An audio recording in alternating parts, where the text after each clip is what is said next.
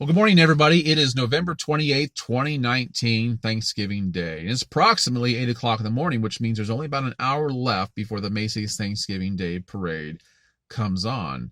Today, I want to share with you the rich history of the Macy's Thanksgiving Day Parade and the valuable lesson it has to teach us.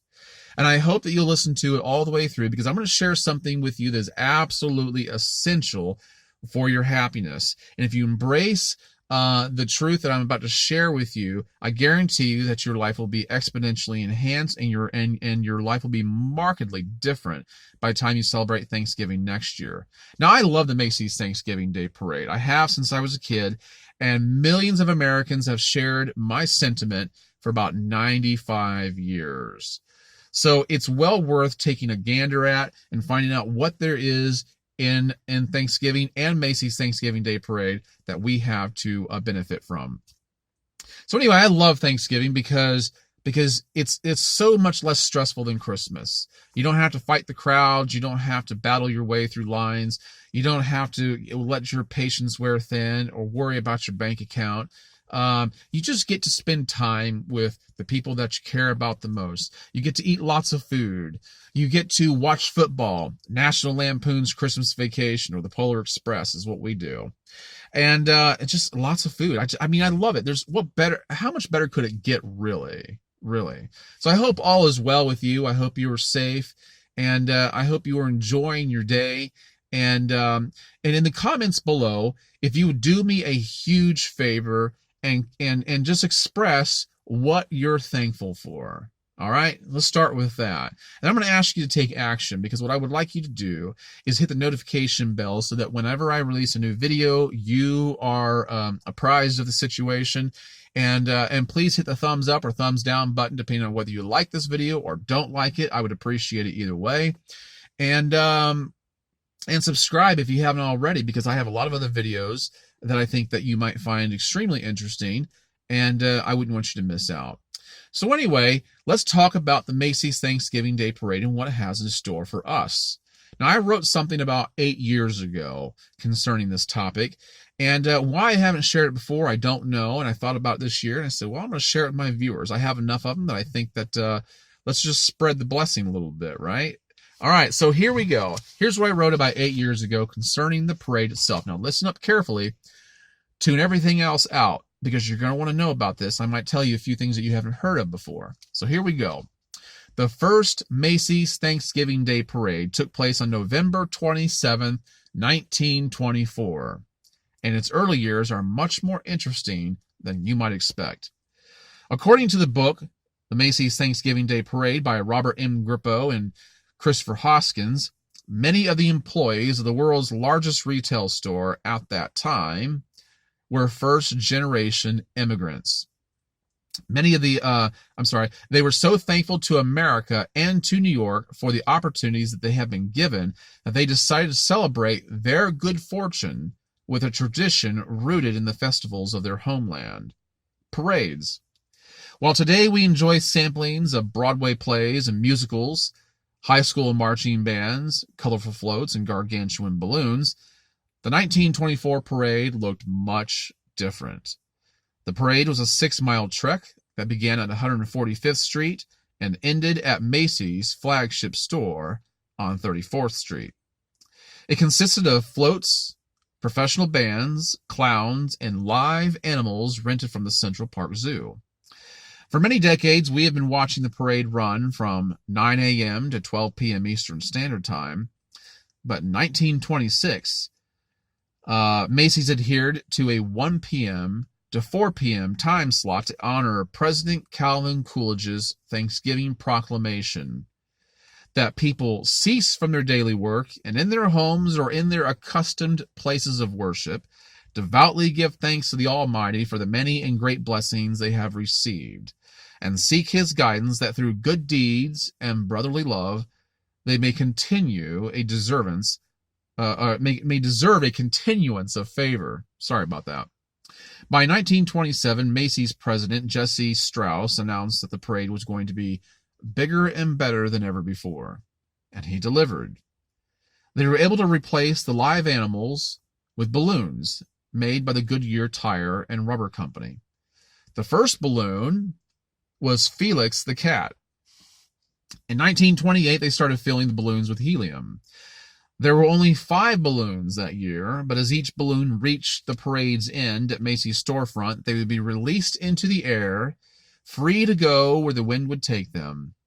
These balloons were equipped with timed safety release valves that would allow them to float for up to a week.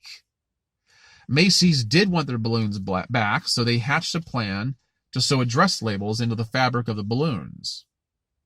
If the finders would return the balloon to Macy's, they would receive $100 as their reward. Today's equivalent value would be $1,265 per balloon. In 1929, 10 balloons were released, and $50 per balloon was rewarded for its return.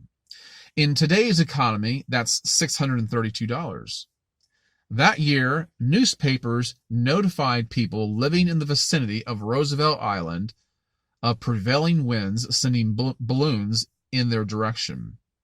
By 1930, 15 balloons were paraded, and a Macy's designer broadcasted a message over the radio advising residents of the eastern seaboard to watch the skies.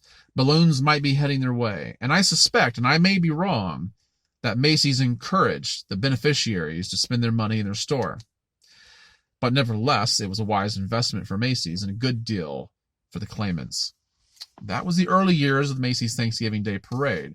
Now, obviously, it works much different than it used to, and as you may have heard, the balloons might be kiboshed today because of the winds, because of an accident that happened years ago with the Cat in the Hat balloon, and somebody was in a coma for a while. But things don't work like, too much like that anymore as they did in the early stages, because they have people that hold on to the balloons, they take them with them at the end of the parade, back to their storehouse or whatever they do with them.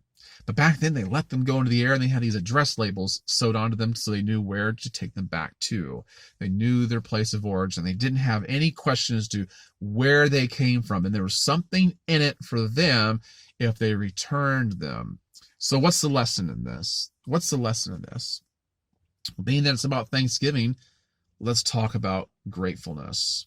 Let's talk about gratefulness. You see, it's very important to remember that the blessings in our life and the good fortunes in our life aren't coincidence. They're absolutely purposeful and designed. And you need to really embrace that and understand that life is not so random, and you're not just lucky. You're thought of, and you're cared for, and you're taken care of, and you're never given more than you can go through. In fact, you might be going through something right now that makes you feel like I don't have a whole lot to be thankful for. But keep your eyes turned upward, because something is coming your way. And when it does, if you pay attention, you'll see where it came from, and you'll return thanks. You return it to where it came from. And when you do, the one who benefited you to begin with, the one who blessed you to begin with, will be ever so grateful, and they will reward you. I absolutely believe this. You see, I, as a parent, and most parents anywhere, would tell you that if they have multiple kids, and I have 4, but if you have multiple kids, you're going to know that some kids are more grateful than others because they all have different personalities and they express their thankfulness in different ways, and you've got to pay attention to that and honor that. All right, you've got to be able to make way for that and accept that. But some kids are more grateful than others.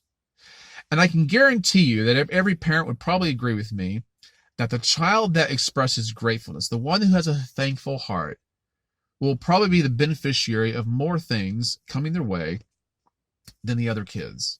And you might say, well, that's kind of mean. No, it's not. It's not mean at all. It's a natural response. And it's a good one. It's actually good to reinforce it because it teaches the others to be thankful. You see, when we're thankful, when we take stock and look at our life and count our blessings, we need to pay attention to where they came from, where the blessings came from. And I'm going to tell you right now, they came from above. All good things come from above. Be sure to give thanks to God for what He's done for you. I'm going to tell you, if you return the thanks to the sender, He will bless your life. And you'll notice things start to roll and move forward quite differently in your life. Perhaps the reason that you feel like your life has run dry, the well has run dry, and perhaps things have not gone as smoothly as you'd like them to go. Well, part of that's just life. Part of that is just life, and that's the way it's always going to be until eternity. But in the meantime, there are some people, I think, that make their existence more miserable because they don't have a thankful heart. The most unhappy people in the world are ungrateful people. If you want to be happier, be a thankful person. Count your blessings. Name them one by one, as the old song says. And you will see what God has done, right? That's how it goes. And this is what I want to express to you today. Be ever so grateful. Keep your eyes looking up. Just like the residents of Roosevelt Island. They were told to look up. In fact, we're warned way ahead of time that God is good to us. And that if you pay attention, you'll see his blessings. But some people never look up. They're always looking down. They're always downcast. They're always trodden. And don't be that kind of person. If you want to be happier, if you want to see things change for the better in your life, be a thankful person. Have an attitude of gratitude. What more is there to say to this? Not a whole lot, folks. Not a whole lot. All the blessings that you've received have an address label on it. And if you didn't know before, you know now where they came from. I hope this has helped. I hope this has meant something to you. Spend the rest of your day thinking about what you've just heard. Go and watch the Macy's Day Parade, or at least watch it in a recording or whatever you have to do, and think about this. Think about how it used to be in the old parade. The German immigrants. Maybe I say German because I've read that before. I think they were German. A lot of the ones that did this, but nevertheless, the early immigrants did what they did. The whole reason we have the parade to begin with is because they were expressing gratitude. You understand? This thing just perpetuates itself. If you want to perpetuate goodness in your life, if you want to perpetuate happiness in your life, be a grateful person. You might think to yourself, well, I am. Are you? If you're a miserable person, are you truly grateful? I challenge you. Don't just say, don't defy what I'm saying right off the bat just because I'm saying it. Think about it. And those of you who are happy already know all this, right? But I hope that you've derived some benefit. I hope that this has been valuable to some degree, at least listening to the history of the parade. And guys, I want you to have a happy Thanksgiving. I'll catch you in the next video. Have a great one. Bye-bye.